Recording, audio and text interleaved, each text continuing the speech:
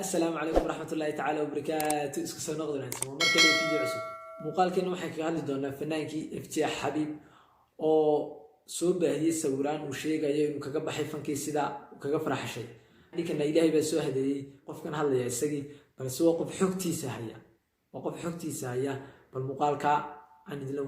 wada daawano. fanaanka FJ Xabiib ayaa gabi ahaanba waxa uu shaaciyay inuu fankii ka baxay waxa uuna sidoo kale raaciyay inuu ku biiray majmaca tabliiq. haddaba fanaanka FJ Xabiib oo Soomaalidu inta badan aad u garanaysa ayaa waxa inuu la sameeyay xiriir si aan uga wareysano qisada ka dambeysay inuu gabi ahaanba fanka joojiyo. FJ Xabiib ayaa naga codsaday inaan codkiisa bulshada la wadaagin, balse waxa uu sidoo kale noo raaciyay qisadeeda bulshada la wadaaga si ay cibro qaadasho u noqoto fanaaniinta iminka fanka ku jiro iyo sidoo kale kuwa doonaya inay mar fanaan noqdaan. qisadan xanuunka badan ayaa waxa ay ka bilaabanaysaa sidan. FJ Xabiib ayaa waxa uu sheegay inuu ku tala jiro duubista hees cusub taasoo ugu tala galay 2020ka. waxa uu inoo sheegay ama uu yiri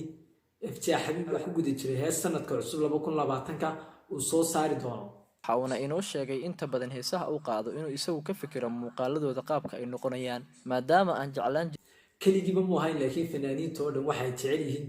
inay background-gooda ay iska hagaajiyaan ama meelo qurux badan ay ku soo duubaan salad ogyahay jirabuu yeer inaan viewers badan ka helo heesahiga. haddaba FJ Xabiib ayaa waxa uu yiri anigu inta badan waxaan waqtigay ku qaadan jiray sidii aan u raadin lahaa hees cusub. haddii aan hees helana waxaan kaga dhigi lahaa mid qarxada oo ay dad badan daawadaan. sidaan wada ogsoonahay fanaaniintu haddii ay hees qaadaan waxa ay ku daraan sidoo kale in ay iska soo duubaan muuqaal. haddaba FJ Xabiib ayaa waxa uu ku jira diyaarinta muuqaalkan waxa uuna sheegay inuu qorayay maalinba maalinta ka dambeeydo sida uu noqon lahaa muuqaalkan. haddaba waxaa dhacday in habeenada kamid ah waliba xilli dambe oo ay saacadu ahayd 6 saac habeenimo inaan ku gaaray internetka. waxaana markaan internetka iska sii xilaya ku soo dhacday qayb kamid ah kilibka heesta oo aan ka fikirayay inaan ku duubo meel uu magaceeda noogu sheegay inay beer ahayd. haddaba anigoo sidaa ku fikiraya ayaan qoray waxaan ku qoray mobilkayga noodkiisa si aan u diyaariyo oo aan meeshaas u tago biri una soo qiimeeyo maxaa yeelay haddii aan seexdo waxa laga yaabaa inaan kala ilaabo. qorshaha ayaan ku darsaday waana qortay. haddaba waa aan seexday anigoo niyadeeda midaas ay ku jirto. waxa uu noo sheegay fanaanka FJ Xabiib in habeenkaas isla joogin dhalinyaro. waxa uu sheegay guriga in la degan yihiin dhalinyaro asxaab ay yihiin kuwaas oo ay bahwada ku yihiin fanka. hase yeeshee waxa uu sheegay habeenkaas qolka waxa la seexan jiray wiil halkii wiilna waa u maqnaa. waxa uu sheegay fildiga ay degan yihiin dhalinyaro badan ku joogeen balse qolkiisa isaga hal wiil kaliya oo la seexan jiray. haddaba wiilkii ayaa habeenka maqnaa waxaana iska muuqatay in riyadan lala doonayay fanaanka. waxa uuna baraha bulshada ama Facebookiisa ku soo daabacay baqshad uu ku sheegay qofkii Ilaahay hanuun la doonaya inuu Ilaahay isagu gacantiisa ku waafajiyo. waxa uuna inooga bilaabay qisada halkan waxaana guda galay buu yiri riyadii. markii aan riyada guda galay ayaa markii ugu hore waxay riyadayda bilowgeedii ahayd ka fikiritaanka heestii. haddaba maxaa isbedelay? waxaa mar qura isbedelay jawgeygii waxaana dareemay xaalad aad u cabsi badan oo murugo badan kadib markii anigoo idilba heestii iyo wixii aan ku duubayba qalbigayga ka baxeen. waxaanan tagay meel ay ku sugan yihiin dad aan wajiyadooda garanayn, guryo aan weligay arkin, buuro iyo sidoo kale geedo waaweyn. meeshaas waxa ay run ahaantii meel aad u cabsi badan. marka qaar waxa maqlayay buu yiri shimbiro iyo wax qalqaylinaya mana dareemi karin.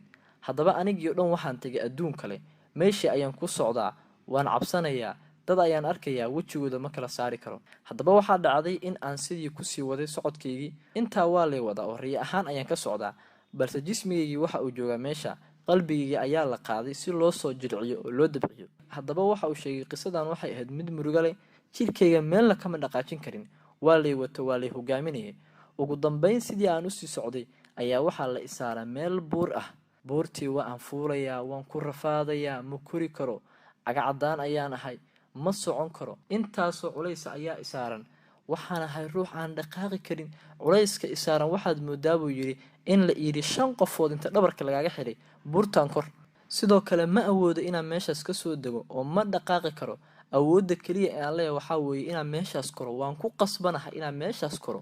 waxaana kaliya niyadeeda ku jirto sidaa meesha u kori lahayd. haddana waxaa isaaran culays aad u fara badan. waxaa dhacday inaan meeshii koro oo aan buurtii koro. markii aan dhaladeeda tagay ayaa haddana waxaa la yiri ka deg. kadigitaankaas waa ii fududeed oo waxaan uga soo degay si tartiib ah. ugu dambeyn waxaa la ii keenay sidaan u soo socday meel ay taagan yihiin niman dhaadheer oo murqo waaweyn leh kuwaas xoogooda markii aad fiirido aad isleedahay kuwaani adduunkaba intii aan joogo kuma aana arkin waana yaabanaa riyadan waxa ay tahay xitaa ma awoodin dhaqdhaqaaq kale inaan sameeyo keliya waxaas la ifaraya ayaan sameynayay waxa uu sheegay inay nimankii ay taagnaayeen meel waxa ayna ku hareereysanaayeen meesha aan taagnaa anigu meesha dhexda ah ayaan soo istaagay kadib waxaa la yidhi korkaaga fiiri markii aan kor fiiriyey waxaan ku arkay buu yidhi xarig soo laalaado waxaa la yidhi qoorta ayaad gashanaysaa dabadeed markii qoorta lagu geliyo ayaa halkaas madaxa ah lagaa surayaa waxa aadna ku qasban tahay kursigaa lagu dhigaya kursigaas waa lagaa bixinayaa waxay igu yidhaahdeen buu yidhi maanta waa maalintaadii kugu dambeeyay adduunka halkan ayaa lagu gelinayaa wayna kaa idlaatay nolosha ee isdhiib ee meeshaan tag anigii waxba ma awoodo waxaan ku qasbanaha buu yidhi inaan kursigii meesha yaalay koro dabadeed waxa uu yidhi qoorta ayaa waxaa la ii geliyay xariggii isla markii aan qoorta xarigga la galay waxa ay tuureen buu yidhi kursigii dabadeed anigii meesha ayaan jaq ka soo dhaxay markii aan meesha jaq ka soo dhaxay ayaan waxaan la soo booday qaylo aad u weyn waxaana gabi ahaanba dareemay dadkii xataa deriska ilaaha gurigii qolkii ila jiifa dhalinyarada way soo galeen FJ maxaa kugu dhacay bay idhaheen aniga waan naxsanahay aniga oo weerarsan oo jahawareersan dhalinyarada dhan baa isku soo baxeen way ii imaadeen maxaa kugu dhacay saacada kadib waxaan uga warbixiyay arrintaydii dabadeed habeenkii intii hurdada iga dhimaneed xitaa maan seexan waxaan tukaday salaadaydii markii aan salaadeydii tukaday baan ducaystay waxa aanan dareemay oo qalbigaygu dareemay in waxaan la i tusinayay ay tahay wax aniga maanta cibro qaadasho la iga dhigayo oo adduunka dushiisa baa la igu tusay xanuunka ay iska leedahay qiyaamaha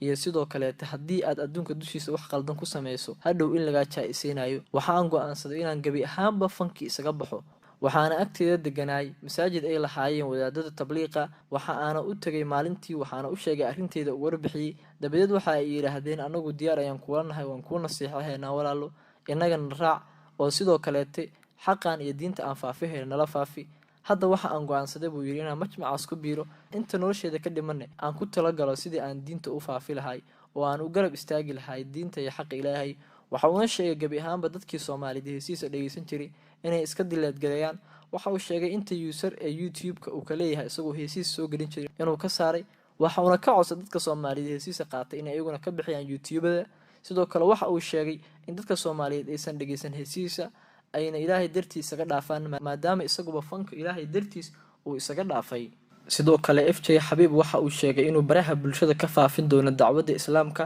waxa uu sheegay inuu dadka uga nasiixayn doono xumaanta una fari doono wanaaga waxa uu fariintan soo dhigay bartiisa Facebook isagoo ku cadeynayo inuu fankii gabi ahaanba ka baxay waxa uu sheegayaa sababihii ka dambeysay isagoo soo dhigay warqadan dheer uga hadlaya toobadiisa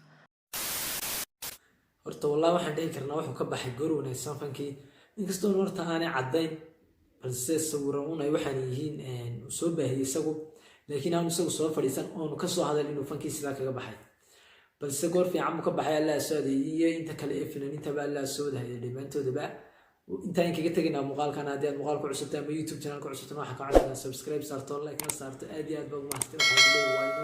inoo fiidiyowga xiga sida iyo amaana Allah